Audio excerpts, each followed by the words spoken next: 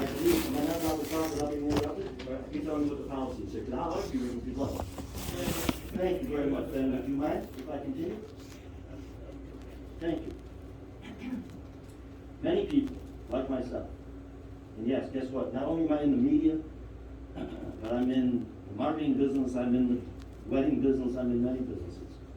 So might I use my wedding cake against you? I probably will. The fact of the matter is that people like me are going to pay attention to the relations. And although we may not have been as actively involved before, you can definitely be actively involved now. Not because you don't think you need to do the right thing, but because you're just doing it. So I really hope that you can let us have a choice. That's all. That's not asking a lot. Just choice. Not forced choice. Choice. If you can do that, I think you'll earn the respect of many voters out there who want to see that kind of logic used when it comes to very difficult decisions within our school district. And so I'm not here to threaten anyone.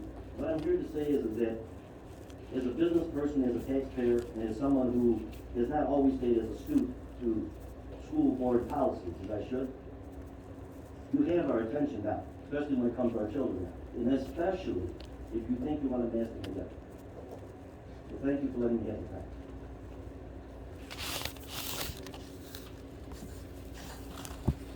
So you've heard some parents' perspectives. I think you've heard your students' perspective as well. I'm a student. Oh, Gilligan. I'm Gilligan. I go to Whitesboro High School, and I just think it's important to hear different sides of the perspective. So when it comes to the CDC guidelines, you've been recommended to follow, and obviously if there's a change where it's taken out of your hands, you can't really do much. But as far as mandating them for right now, currently the CDC guidelines indicate that indoor masking should be done by everyone, both the vaccinated and the unvaccinated. And my contention is to the CDC guidelines, but not their data. I think their data pretty clearly shows that it's not necessarily the best guideline to force these things. And these are just guidelines and not necessarily the best policy. So what my contention is that there is not enough of a risk to the people that are the constituents of it that they would need to impose policy prescriptions that mandate masks. The CDC says that people under the age of 18 are in very low danger. They say that about 416 people under the age of 18 or at the age of 18 have died from COVID. And so what I'm saying is that they don't necessarily have a lot of danger to the majority of the people that you represent. And that's about all the questions. So that is extremely low considering the total pandemic. This is, according to the CDC, 612,958 people have died. And given that the number of people who have died of COVID under the age of 18, 612,958 is about it's about 0.07% of total COVID deaths are people under the age of 18. They're not a particularly at-risk group to any serious repercussions of COVID. According to the CDC, the current 7-day rolling average of deaths in the United States is 377, which is a significant decrease from last year. According to the New York Times Death and Case Report, the 7-day death average in United County is 0. So any particularly serious effects of COVID are mitigated, which is why I see no logical reason to treat COVID as so much of a threat that it would override the individual ability to make personal decisions about one's health with a mask mandate. I think it is a person's choice to be able to make, and my opposition to mask mandates in particular is the mandate and not the masks themselves. In reference to mask mandates themselves, I have no knowledge to any study that shows the effectiveness of masks as far as protecting students in schools. I found that when you look at the data of when mask mandates are imposed, at least on a countrywide level, you see that they still have spikes after they impose mandates on the countrywide level. And even at a lower level, I'm not aware of any studies that have found that there are particularly any far as the students. There was a CDC study of schools in Florida that showed that masking staff showed a 37% decrease in infection rate, which showed the difference from masking students and not masking students was statistically insignificant. There was one other study done before that, but it had a very small sample size because only 12% of schools invited to share the data actually did. Therefore, it's not a very representative study. Of course, if you're aware of studies that show significant evidence, I'd be happy to read them, but I have not been able to find any that show that masking kids was particularly effective in preventing serious illness or death from COVID. The best mitigation technique we have is the vaccine. According to the CDC, the effectiveness of the vaccines against COVID-19 is about 94%. Even against the Delta variant, the vaccine has been shown to be quite effective at preventing hospitalization and death. According to the CDC, the virus does not stay nearly as long in vaccinated people and is extremely effective at preventing serious illness and death. So to force vaccinated people to mask does not make no sense, nor does it promote confidence in the vaccine, which creates vaccine hesitancy, which of course we don't want. Even for the unvaccinated students, it has been shown that they are not a particular risk at school and have made a personal risk assessment and decision for themselves. Therefore, to force them to mask for the personal medical decisions when it is only themselves and they and others who have not gotten the vaccine who are at fault, they get COVID is just a violation of personal decision making. If they wish to wear a mask, they should absolutely be allowed to. Those who don't wish to wear one should not be mandated to. In school, we're taught to think critically about facts and data. Use facts to make decisions and apply it to problems. That's what I did, and based off the data, I found that there is not any good reason for mask mandates. Science is clear that the vaccine is the best mitigator, so mandating vaccinated students or staff to wear a mask does not seem to line up logically. Furthermore, mandating unvaccinated students to wear a mask is not conclusively effective, nor is it conducive to a good school environment. According to Dr. Marty McCary from Johns Hopkins University, an article from the Wall Street Journal, quote, some students are fine wearing masks, but others struggle. Those who have myopia can have difficulty seeing because masks fogs their glasses. Masks can cause severe acne and other skin problems. The discomfort by masks distracts children from learning by increasing the airway resistance during exhalation. Masks can lead to increased levels of carbon dioxide in the blood. This shows that masks may not only be unhelpful but a detriment to learning. So based on science and logic, mandating masks in school doesn't make sense. If vaccines are so effective and people getting them makes them almost immune to any serious effects, why should they be forced to wear a mask? Furthermore, why should any students under 18 be forced to wear one when there are no serious risk of dying or being hospitalized? Should not be able to make personal medical decisions for themselves and with parental guidance. So I ask you to reconsider the mask mandates.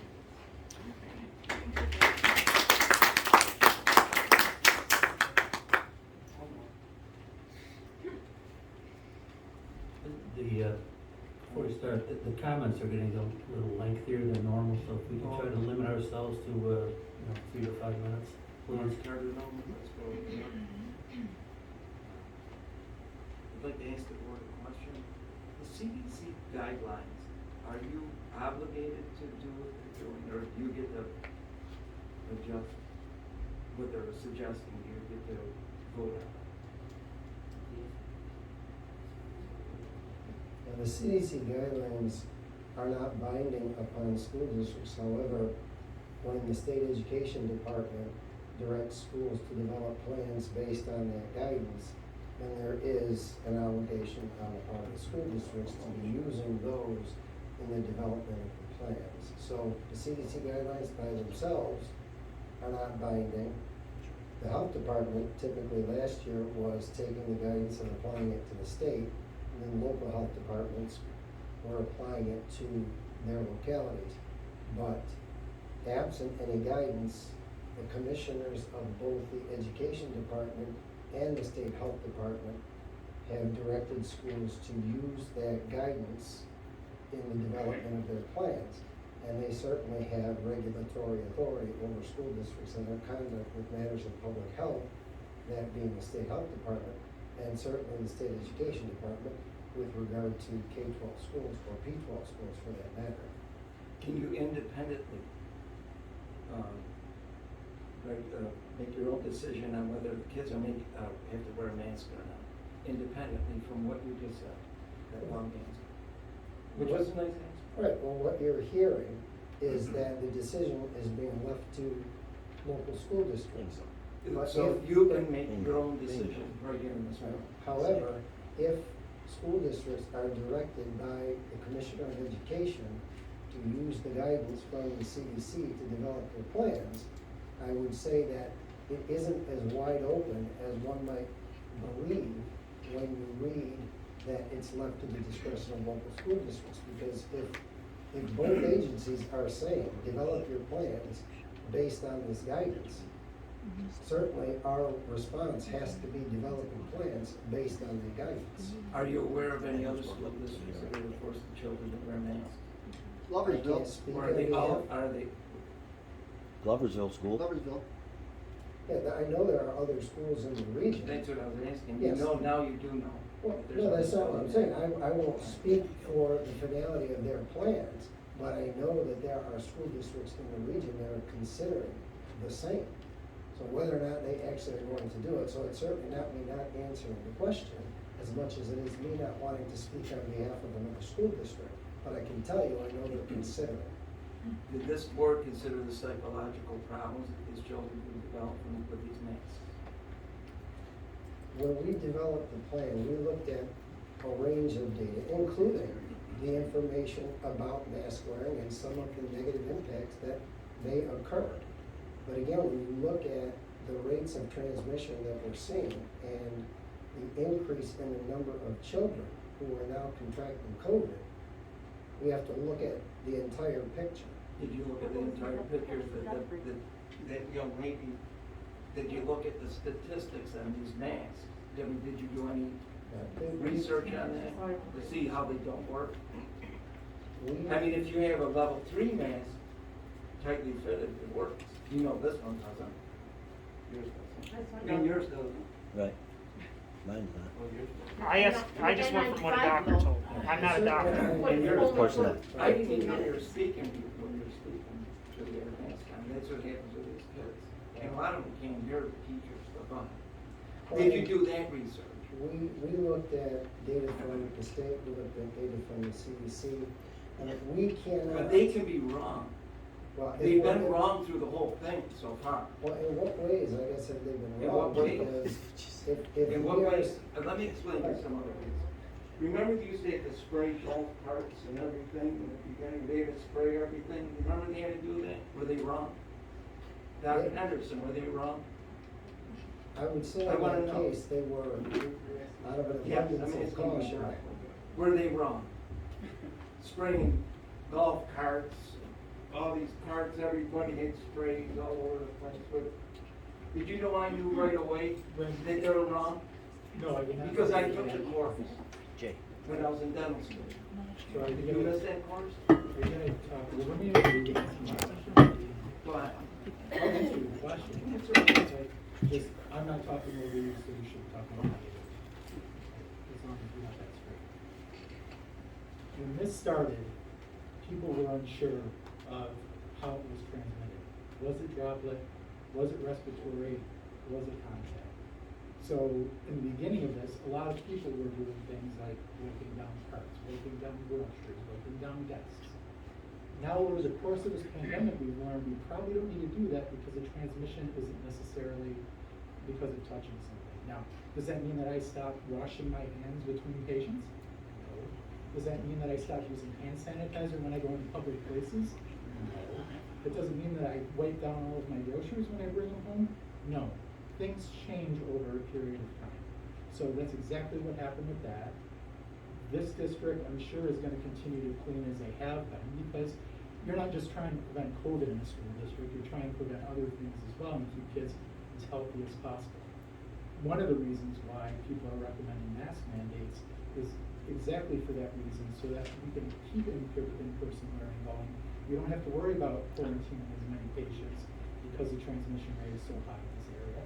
And if you look at the data, which I do on a daily basis, you will see that the rate of pediatric admissions right now is the highest it's been in the pandemic, period. Now, is it lower than adults? Sure, it's lower than adults. It's much lower than adults. Are every pediatric floor down in the south right now completely full and over capacity? Yes. I have a friend in Little Rock right now.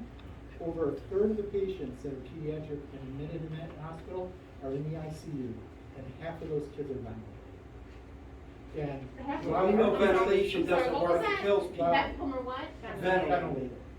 And while, And and while you we're believe not- that, right? and while- Okay, so why would you ventilate And why- people? why we- I know, and I don't wanna get into medical If things you are because. asking for Why- someone's opinion, then you ought to let them express it as they let you express yours. So, Already, sir, have a little respect, as the respect was given to you. Okay, move Thank you. along, move along. so those kids are ventilated, much less than Not here. in school now. But our cases are going up. And it's just a matter of time before we start seeing instances like that unless we act. Right. And that's part of the reason why the people are acting in the manner that they're acting. Have you ever done any research on the PCR test? Yes. You really, you have? You know, it's about 50-50, right? It's not 50-50. Do you want to talk about statistics on the PCR test and sensitivity and specificity? I'll do Believe it all me, day. believe Do you me, want to I talk don't about the wanna rapid talk test? about it, I don't wanna talk about it. You brought it up, so you must want to talk Okay, about fine. it. I Tell didn't me bring it about up. it, tell me about it. I didn't bring it up. All right, Yeah, we gotta make, this is, Jay, this Jay. is for public comment, it's not a, it's not a This is debate. right. Please let it down. Hello, Donna Williams, I have 5 children, several are still in the Whitesboro School District. I just have a simple question, you said you're going to follow the CDC guidelines, which recommends mask wearing for K through 12. It is just a recommendation. What are you going to do, because obviously it's very passionate, for those that choose not, what are you going to do for those that choose not to wear a mask if it's only recommended? It's not mandated by the CDC, it's just a recommendation. The CDC also recommends to eat your fruits and vegetables, some children don't do that either. So what, will you not allow a child into the school if they do not wear a mask? That's all my question. So if the reopening plan includes the requirement that everybody, regardless of vaccination status, wears a mask, then that is a requirement for in-person learning. But it doesn't say required though. But the it will CDC. be in the plan, because it's based on, so we have to impose requirements based on the plan. So when we're looking at what we're going to do with regard to mitigation, we have to decide what steps we're going to take. One of those steps up for consideration is following that CDC recommendation of masking regardless of vaccination status. So at that point, if that is in the plan and that's what's approved, then students and staff are all required to wear masks to attend in person. But required and recommended are 2 different words. But That's- in the yes, that's- plan, in our local plan, it will be required. Then you're not following the CDC guidelines. If they're recommending it, Recommend. right. So what will you do We're with children following. that don't show up with, that children will have to show up with a mask, even though it's only recommended, not required? If the plan is approved as is, it will be required. So the difference is, you're right, the CDC is saying they recommend it, they obviously don't have the authority to require it. Right. What they're saying is, we recommend it, the state health department is saying it's up to localities to make the determination as to what they're going to require when it comes to their reopening plans. And There you that's go. why too, we There you are go. looking at different Don't be scared. options for students to participate in remote learning, should parents choose that. They pass this. Every one of them. So all students will have the option to do remote learning then, Yes. what you're saying?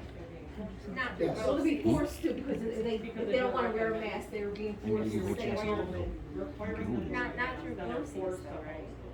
homeschool. Well, it's not homeschooling, it's Their remote. teacher's not gonna be doing this, all gonna be through BOCES, The virtual program or the remote program would be through BOCES. and our yes. taxpayer money goes Who will watch to them while they're BOCES. home? Yes, Okay. we would pay tuition to BOCES for those students to participate in their remote program, much like we did last year. Our elementary program for remote students was in person, many hours per day, provided through a certified teacher at BOCES. So we would be looking at expanding that opportunity if there are kids at the secondary level for whom parents want remote education. We have that option now being developed for us so that we can provide that for them. So there is a choice. It isn't that there isn't. There's but not a the choice. choice- There's no Well, choice. No You're at the microphone, sir, I'll turn it over to you. How you doing, Mr. Butler? So I'm Grant Rozier. I'm also in the media, also know a few of you guys personally. And we are all intelligent people, okay? I think the majority of us are. And we live every day, I'm sure you have to put the TJ Maxx or some restaurant where you got your asses in here, right? And we're all with everybody, okay? Not wearing a mask, go to football, kids are happy, life is normal, and you're living it up. All day, you're gonna walk out of here, take that mask off, and go do your thing tomorrow, the next day, or this weekend. Who knows? You got the right, and I don't care if you do, okay? But we're sitting here talking about making our kids wear masks when everyone's living a normal life right now, and we wanna go mess them up their education, get them off of sports, because that'll be the next shit you guys try to pull them, okay, once they're not here with masks, is we're gonna stop the football season or wrestling season. Instruments, Okay. instruments, We're music, gonna play everything. instruments in a bag. How stupid is that for educators? That's the most moronic thing I think we've seen in Washington State, right? So, we're all gonna be living a normal life like we are, but we're sitting here debating about whether we're gonna have our kids wear a mask, okay? This is moronic. We're smarter people than this. Some of us are all in business. Some of us work for somebody. We all knew what happened. when Why fucked didn't we up- do this for the flu or anything else?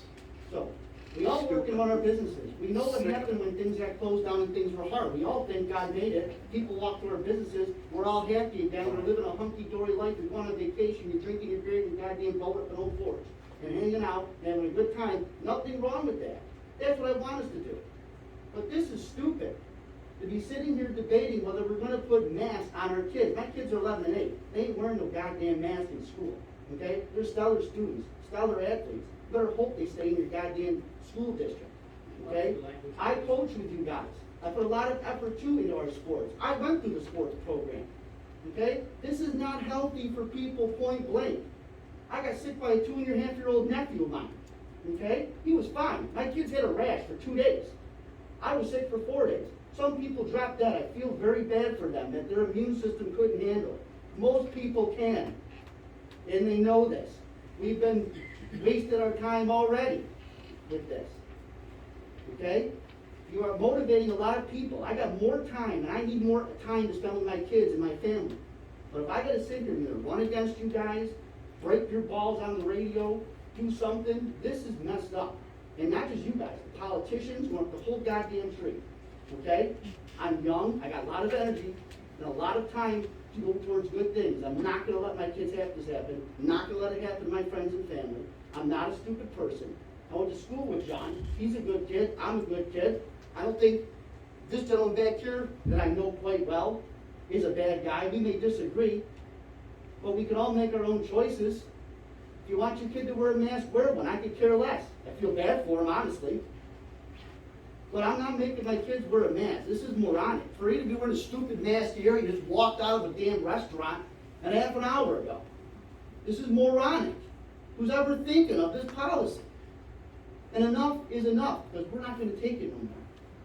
Whether we mount up and kick everyone's asses, or some people's asses, or there's gonna be some asses getting kicked, because we're sick of this, from the top down.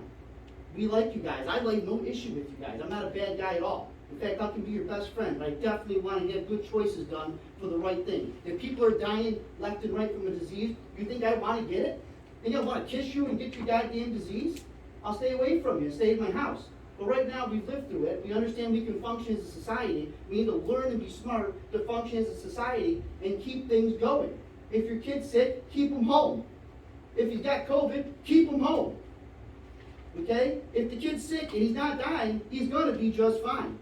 There's a lot worse colds I see my kids get than COVID. That seemed to be one of the least things that they ever got sick with. Okay? And I'm sure we all have a personal story from somebody who has went through it. Some died. My grandmother died in a nursing home with COVID. Do I think, well, you guys are bad people, or a nursing home's a horrible place, or Cuomo's a pot of crap? No. It happens. She was old. She caught it. It happened. But I know most people get through this, and we all do too. And so we sitting here telling you already made a decision, and that we gotta follow stupid-ass decisions that we already know are not correct. You guys already sound like you made a decision. And I'd love for you guys, in one of the largest, strongest districts in the area, to grow something and be a leader and prove that you can still do school and educate kids, and God forbid we do have problems, we can isolate it, because we're smart people and can adapt. We are working like Neanderthals, that Mr. Biden likes to call us. All right? This is a joke. Do the right thing. We can be smart people. Parents will appreciate doing the right, smart thing, and will back you instead of wanting to run against you or do other things to try to change the way the outlook for a family. Because when you put people in a corner, things don't go good for people. It's just not good. I've never seen it happen in American history where people have been put in that position. Okay? So, please, do the right thing. We're all parents. We're not crap. We're not pieces of crap. We don't want our kids to get sick. We don't think you're horrible people. We just want some leadership and stop being told the wrong thing up and down every day. Okay? You shut this economy down right now, you'll all be out of jobs. Well, you won't make them be out of jobs. Half of us will be out of job. Okay? If the government don't hand out something to come wipe our ass again. Okay? That doesn't need to happen. We're independent, good, hardworking people in this area. We don't need to be treated like that. Nor are we going to be treated like that anymore. Okay? Please, listen and pay attention.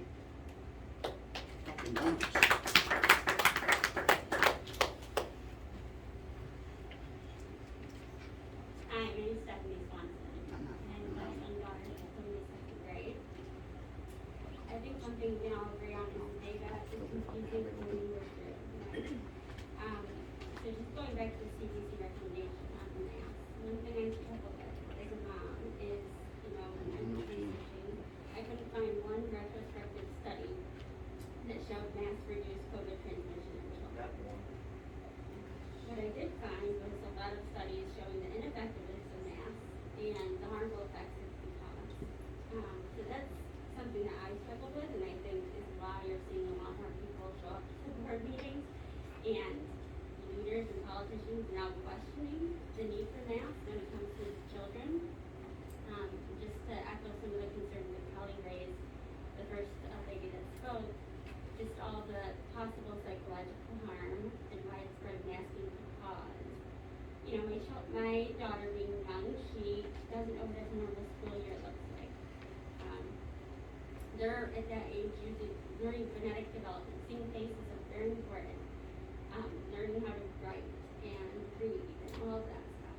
So everything as a parent is a risk-benefit analysis. And I think, if the decision falls on the school board, that it's really the burden of proof is on you to show the school community why masking our children is beneficial. It's slowing the transmission between children, because I couldn't find any scientific evidence that proves that.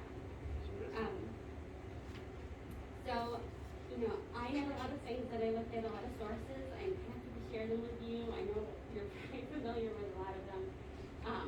I wanted to ask if there was an email of the board of directors, because when you look online, it says all written communication, but a lot of these would be easier to share electronically. So after the meeting, if we share it, I appreciate it. But I really encourage each of you individually to look at the data and look for proof that masks are effective at stopping the transmission or slowing the transmission with children before you decide to mandate the masks. And I also wanted to ask if you've considered surveying the parents of the district. A simple survey, 2 options. What do you want to see for the upcoming year? Mask choice or mandated masks? I mean, just get an idea from the parents of how everybody's feeling. And make sure it's the type of survey that you have to identify the school child and let one parent respond. Make sure the integrity of the data is there. But that way you know that you're doing, the parents of the district would like to see. And maybe gear your in-person option to the majority. So if you already want the choice, then they have the choice to go to in-person learning and have a choice of whether or not to mask their child. And then the remote option for those that don't feel comfortable sending their child. Again, just something to consider, but I think that would make sense given that you're here to represent the parents and the children of the district. Thank you. The question that you raised about the communication from the board clerk, Kim Bureau, you can certainly send her any information that you wanted to send in to the board.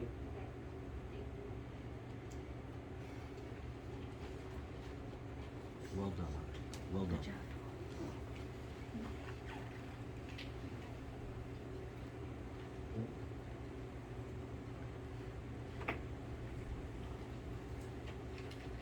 All right, next on the agenda, I do have parent forums and staff forums, and this really is something that we will look into doing. Now, one of the pieces of information that we get to receive is the guidance from the state education department. Now, it is possible that that guidance may impact how we open school. Now, the reason though that I think it's important for us to take some action and at least develop a plan moving forward is so that if there are parents who know they are going to be interested in a remote option, that they have time to express that to their school, their principal, guidance counselors for their children, and those wheels can start turning. What we don't want to do is wait until it's too late, and then it's difficult to find spots in those programs.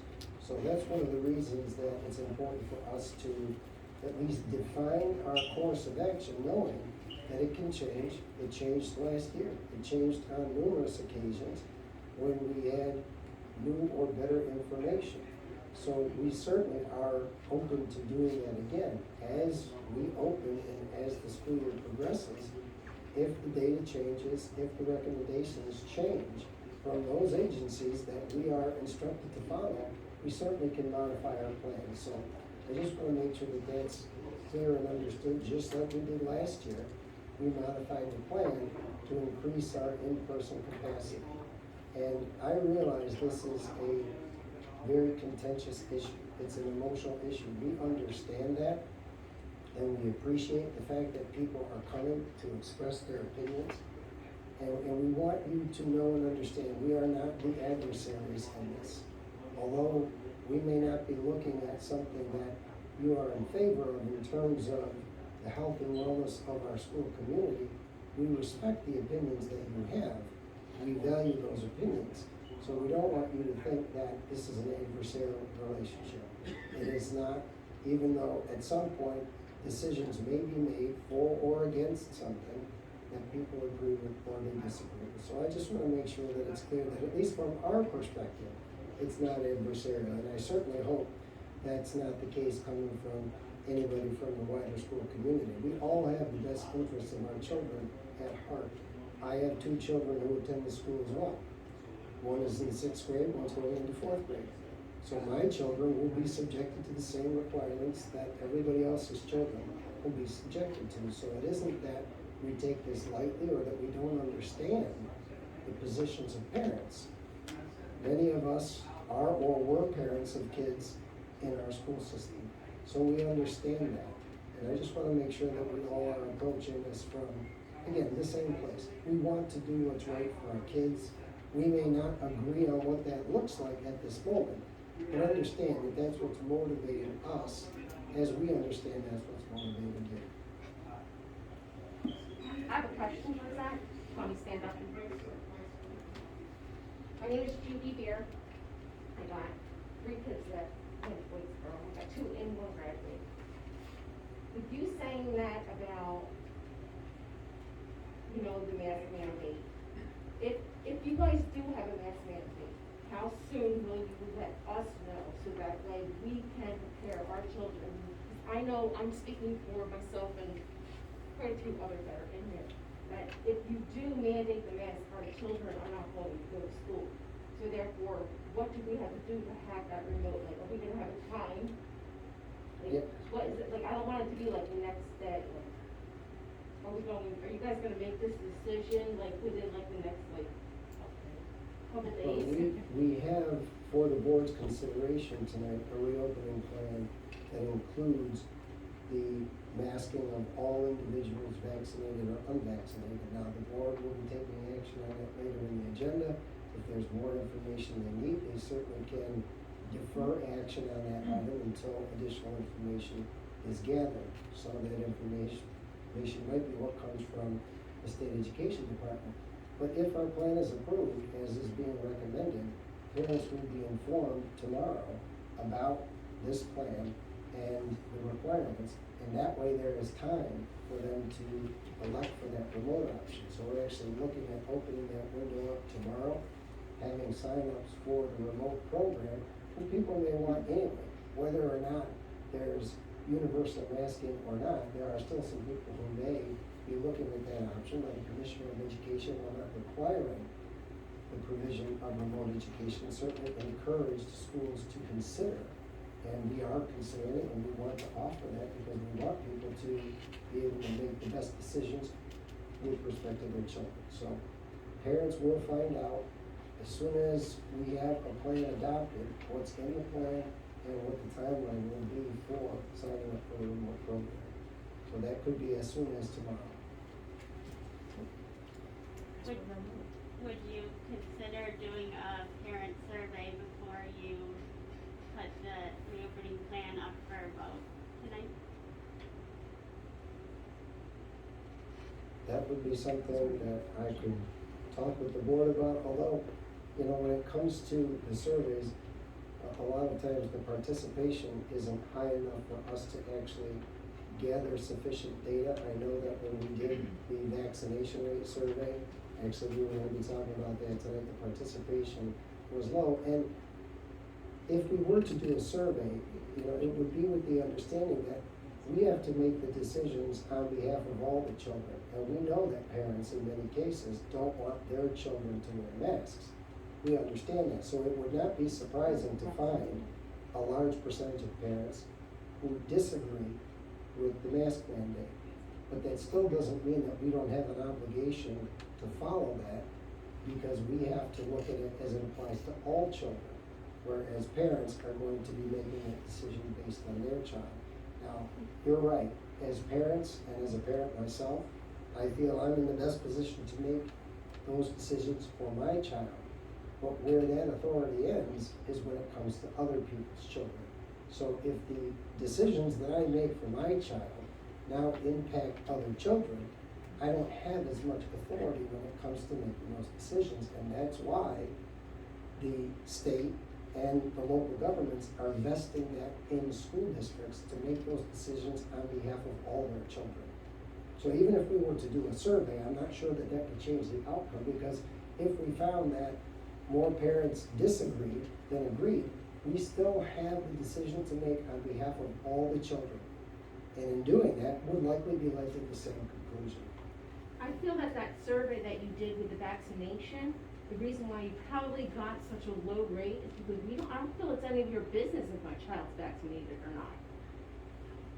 And that's why it was voluntary. You know, but I just don't understand why you would even put that out there. Well, I'll explain why. Because before we knew any of the guidance that was issued, whether it was the CDC or the lack of guidance from the state health department or the executive, we were under the impression that there could be some flexibility based on regional data. And what we wanted to do was make sure that we understood to the extent possible our local data, and by that I mean the data of our school community. One such piece of data would be the vaccination rate. If we found, for example, that 98% of our students 12 and over are fully vaccinated, if we had flexibility with regard to certain decisions, we might make different decisions. So that's where that data can be helpful. So that's why we were asking. And again, it was voluntary. So we had low participation rate. The parents didn't want to respond. They didn't have to respond. It was just an opportunity for us to see what information we could gather about the vaccination rate for our students. Would the board just consider the kids that want to come to school with a mask on, can have a mask, and the kids that don't want to have a mask on, they do not have a mask? I mean, this way they're protected. The ones with a mask, they're fully protected, as Dr. Henderson probably agrees. And the ones without a mask, then they're taking their chances. Is that reasonable? Is that something you would consider? You're asking the board if they would consider that? Yeah, one way or the, if one kid wants to come in without a mask, a choice. Just like you give choices in the world. You give a choice of. Could Dr. Henderson perhaps weigh in on whether or not a group of people, some masked and some unmasked, is as effective as when everyone is masked? Excellent question. Excellent question. So there was a study done earlier in the pandemic looking at masking and certain types of masks. I can't remember when it was. But it was looking at cloth masks, it was looking at N95s, KN95s, the gator masks, things of that nature. And in that study, it was pretty clear if everybody is masking versus only a percentage of people masking, it's way more effective on everybody's. But most of our kids are masking with cloth homemade masks. So, They're not wearing They're not wearing N95s. N95s, and so they why would shouldn't it be. even matter? And they shouldn't be. But the point is with that type of mask is that if everybody's But wearing they're not one, wearing them properly. Half the time in half the yearbook pictures, they got them on their head and up in their nose, and, you know, kids are kids. anyway, so yes, I think, Mr. Delachaise, you're right on that, and if anybody would like to see that, I can make that available. I don't have it with me to pull up. And just because I think a couple of people brought up North Carolina information about masking. So it's interesting because there's gonna be a study published soon on that. They were one of the few, actually, they're the only state that agreed to do any sort of work with a third party as far as looking at data of masking and transmission in schools. So I have that data because it's about to be. I have the data published, too. so- I have data too. I Dr. have data too. Finish. I bought Can you let- 10,000 can you let masks Dr. this year. Henderson finish? Level 1 masks do not stop a virus, and you know it. So, Never okay, done. so if that's true. It is true. So- Read the box. It's but on every box. You just said that the kids should have the choice of wearing masks and it's gonna prevent them from getting COVID. So pick one. No, they have a choice. So pick one. They have a Is it going to prevent it or is it not? And then make your argument. He didn't say it was gonna prevent it. choice, and the kids that have the mask Just feel said it was gonna comfortable. prevent it choice. earlier. No, wait, come back. That's why they wanted to use the advocating for choice. Come back, come back. What? I gotta come back. Go ahead. So here's the data on that, the North Carolina stuff. They had 7,000 children and adolescents that ended up COVID positive during a period of time last school year. And because of the close contacts, about 40,000 individuals ended up in quarantine. And what the state and this third party attributed to in-school spread was approximately 363 children. How many passed? I don't know that information on it. Very few. How Very, many- very few. How many passed had away. the flu? So None. there wasn't really. flu. Not one, no, nobody I has. think too, if I. So can anyway. just- You guys. If I can just interject here on. You can the- pick you the- apart all what day we also long. need to understand too is we are trying to accommodate as many students all day, every day as possible. Now, if Our we kids are all know playing that together right wearing now. masks They've been playing is together all. going to Right. eliminate the need or shorten the need for quarantines, for example. And I can tell you that based on what's occurred in the past with regard to quarantines, it is viewed differently in terms of whether or not everybody in an area was masked or not. So even if somebody is in the area, they will be treated differently with regard to quarantine if they're masked or unmasked. So if you look at the impact that unmasking could have on a child, that could be the difference between them being out for 10 days and being in school.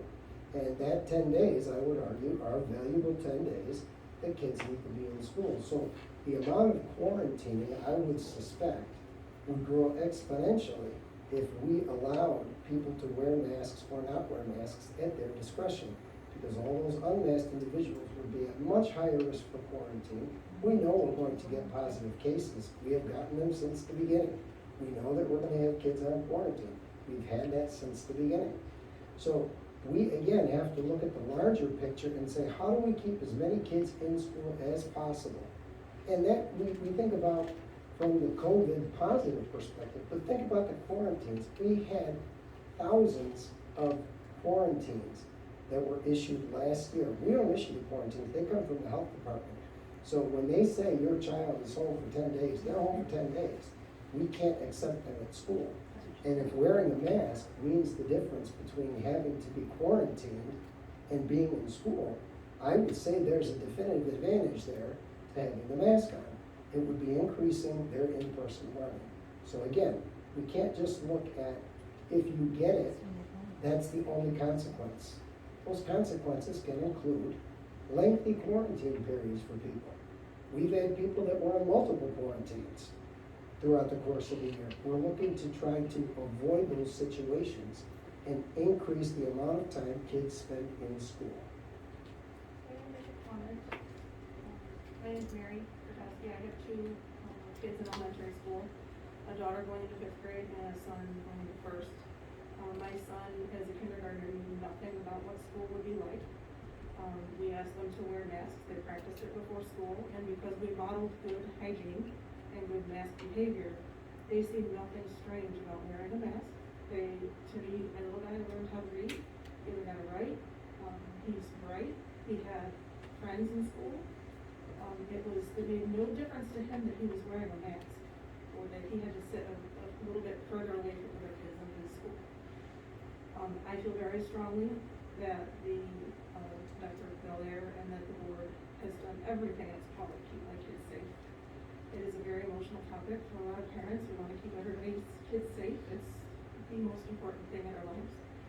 My husband and I both had COVID back in March of last year. We were the first people we knew to have it. We couldn't even get tested at the time because we were healthcare workers. If any of you in this room had COVID to the severity that we did, you would want to wear a mask. You would want to do everything in your power to make sure that no one in your family got it. It is debilitating. We've all lost people in our lives. We've lost family members. And I still have long COVID to this day, and I still have all the symptoms.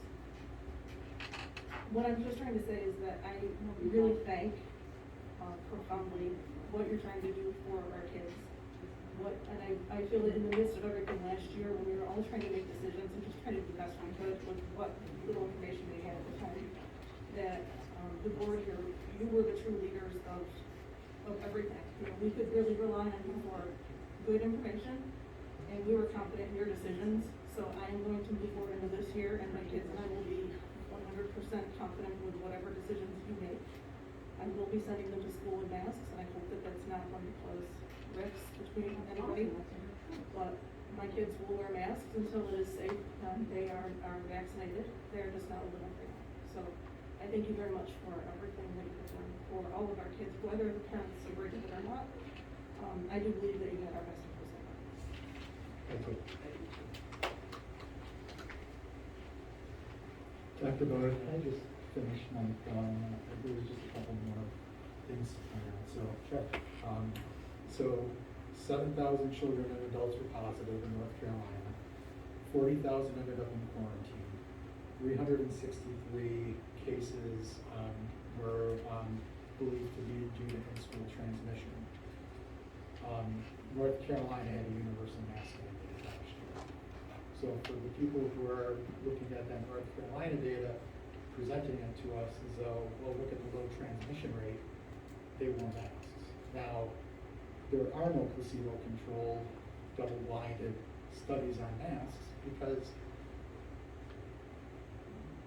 I don't personally, and some of you may disagree, I don't personally see how you can do a study where you say half of you mask, half of you don't, let's see what happens. You know, that's probably not something that anybody would be worth participating in as far as, you know, people making those studies, right? But what you have seen is instances where, for example, there was a camp in Georgia last year that did not mask, and most of those kids ended up positive with COVID, and instances like that. So you're never going to see a large study comparing masks versus no masks in a study like this. It's not ethical, right?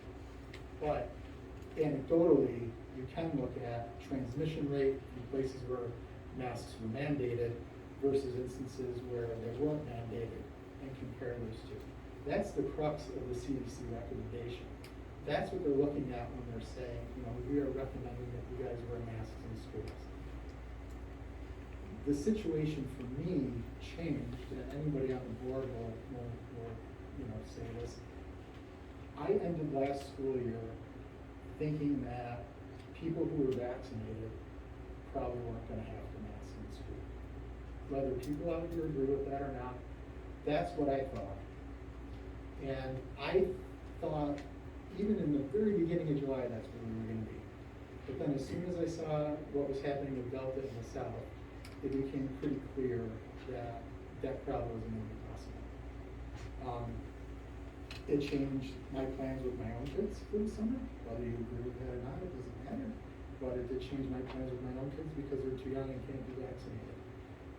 I am not somebody who's been going to and eating in restaurants. That's just me.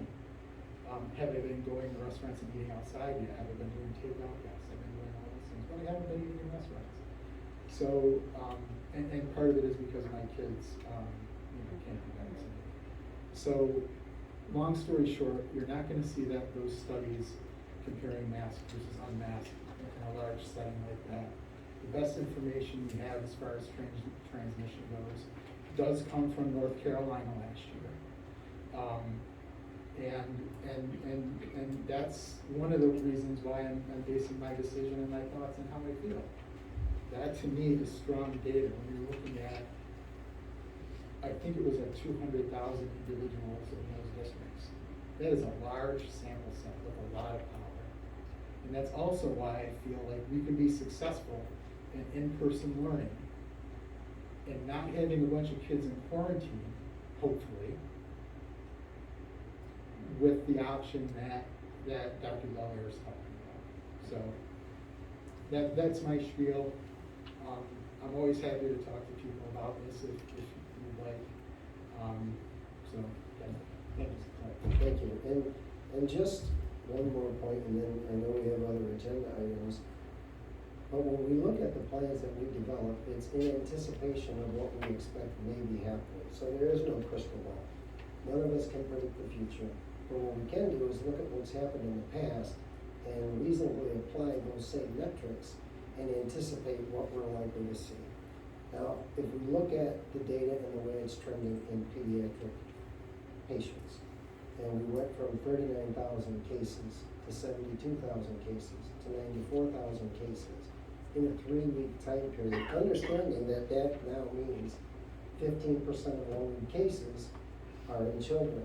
Understanding as well that children, and I assume they're defining children as birth through 18, probably represent less than a quarter of the population.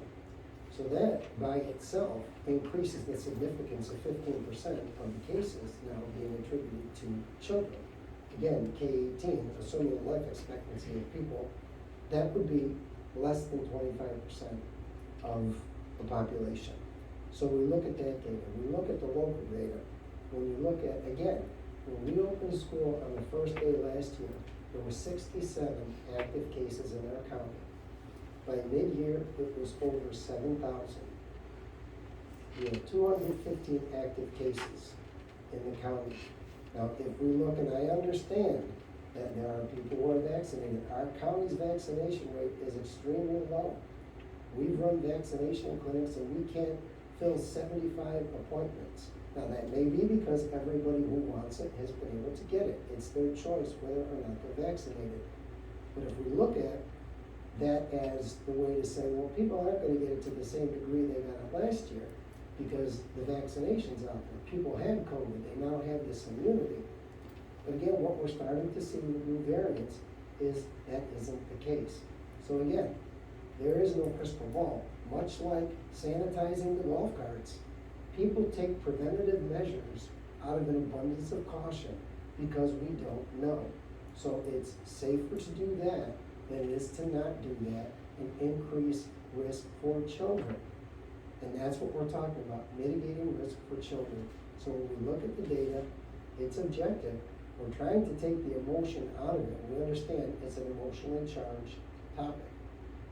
But if you simply look at what we're seeing in terms of the trends, I would say we're not heading in a very positive direction with regard to COVID in children. And what people were saying before is kids don't get it, isn't true. We're seeing that kids are getting it. We're gonna see in those other states where there are no mask mandates, children are getting it. And people can say it's no more than the common cold, it's like getting the flu.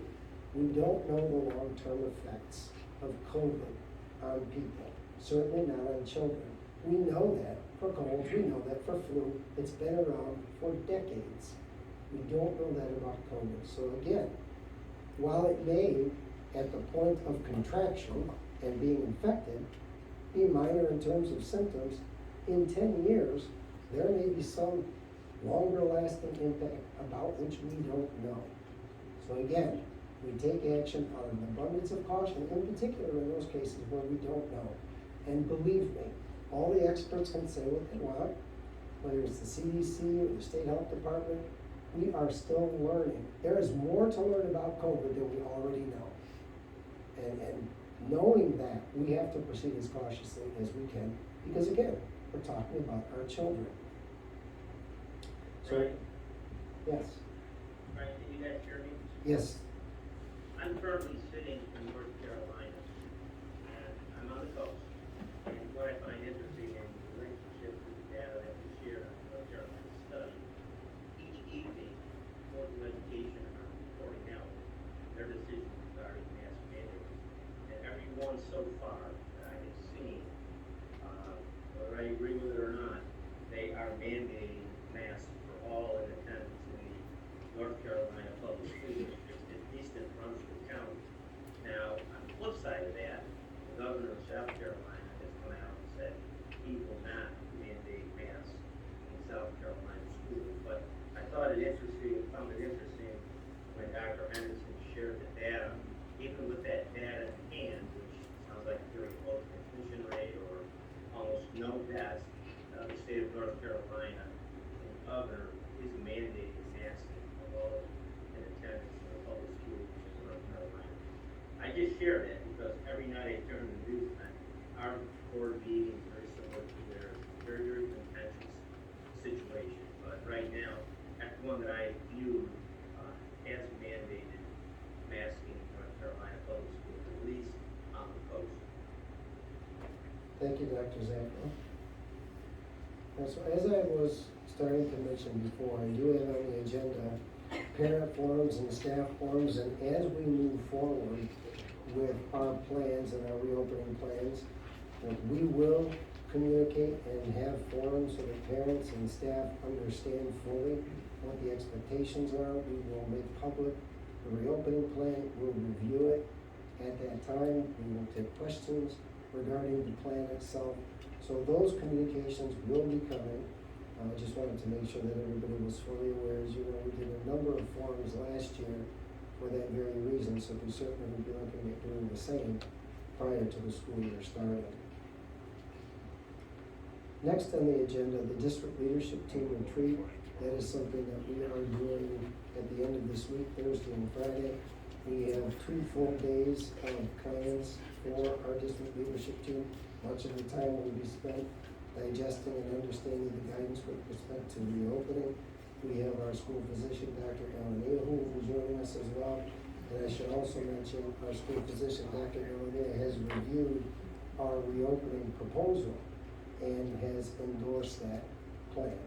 So our school physician also has looked at it from a medical standpoint, and he has approved the plan as we are proposing it.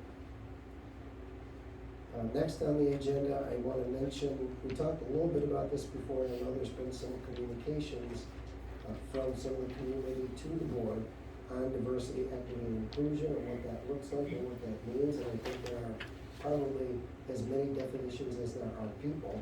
But we do have a framework that was issued by the New York State Education Department. So I want to make sure that everybody is at least aware that from the diversity, equity, and inclusion standpoint, from the State Education Department, they did issue draft frameworks for us. Mr. Russo, I know, has been working through those with Mr. O'Neill, who's our diversity, equity, and inclusion coordinator, to really understand what those mean for us. And Dave is going to just hit some of the highlights with respect to that, so that we at least are speaking in a common language when it comes to DEI. Thank you, Dr. Belair. One of the parts of developing a culturally responsive and sustaining framework that the Board of Regents put out to us back in April is to include 4 principles of culturally responsive and sustaining education. The first one being a welcoming and affirming environment for both our students, our staff, and community. And that's an environment where everyone feels safe and treated respectfully and with dignity.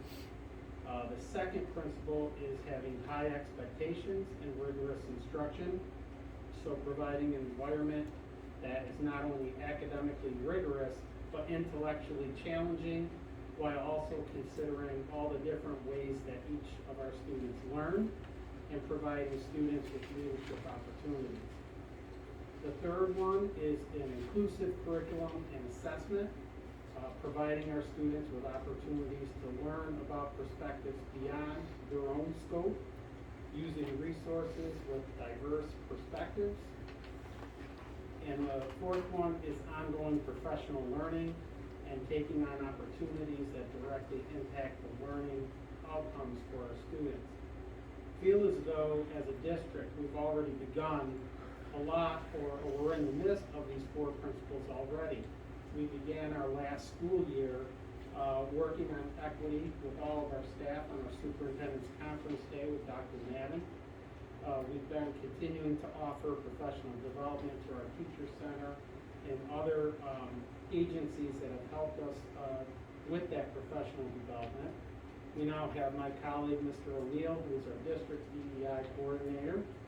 Our local BOCES just hired a DEI coordinator who's already working with our district, most recently with Mr. Gould, that we're looking to do some diversity training for our athletes.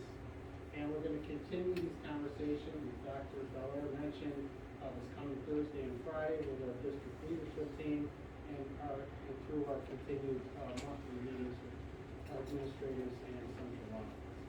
So I feel we're on a very good path, and as far as the framework, the draft framework that has been released, I feel as a district we're in very good shape.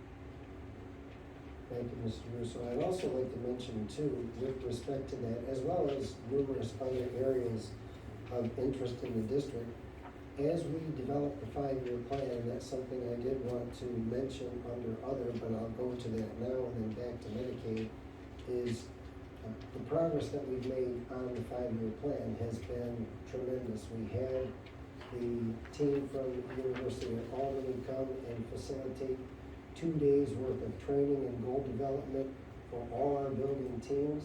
So that work has been completed. They now have all the work product, if you will, that was created during that time frame. So they are going to be looking at that. They're actually going to be joining us during our retreat to go over those SMART goals that were drafted by those building teams. So we'll be looking at referring to those and making revisions to those as necessary. And hopefully, once we do that, we'll have something for the board for your consideration, possibly as early as the next meeting on the 24th. So we've made considerable gains when it comes to the 5-year plan. The reason I discuss that now relative to the DEI is because we talked about, do we have goals for DEI, or do we look at our goals through that lens of DEI? And I think as we develop goals, if we can assume that perspective and really look at those situations and see how DEI needs to be considered with respect to those goals and those aspirations, I think that's very important. Now, that doesn't mean that we might not have a standalone goal relative to that topic, but I think it really needs to be integrated into all the work that we do so that it becomes part of how we do our work, not the work itself. And I just wanted to mention that to you as well.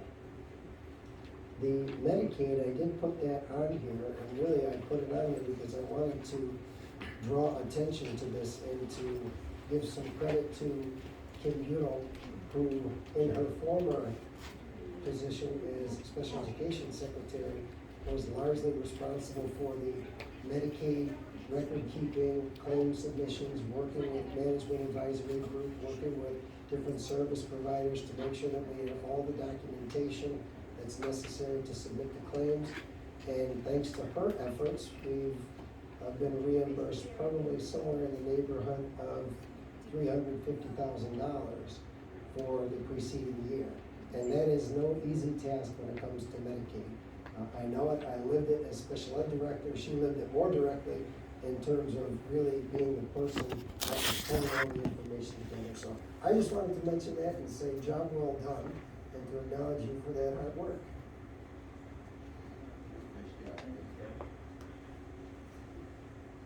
I also, under other, just want to mention too that today we had a meeting. It was supposed to be in person, but it was changed to Zoom, with Assemblywoman Buttonshaw and the Assembly Chair of the Education Committee, Assemblyman Benedetto. And we had a good conversation with them about a range of topics, including, you know, the finances and what we see coming in 2 or 3 or 4 years with regard to the way the state aid is being infused into school districts, and that's great in those first few years. But what we're anticipating is a potential funding cliff that we have to be prepared for. So we are running those numbers. Dr. Rick Timms is working on the finances, working on the numbers. He shared those concerns with the assembly members today. We also talked about the lack of guidance from the state health department. They too are frustrated with the fact that they did not provide the guidance in the assembly. They're sending around a letter that they're asking all the assembly members to sign, to send to the state health department, imploring them to provide guidance. Again, whether or not that happens, I don't know. But again, if they do, we'll certainly take that new guidance into consideration as we move our plan forward. So I just wanted to mention that we had that meeting today. And with that, I conclude my report.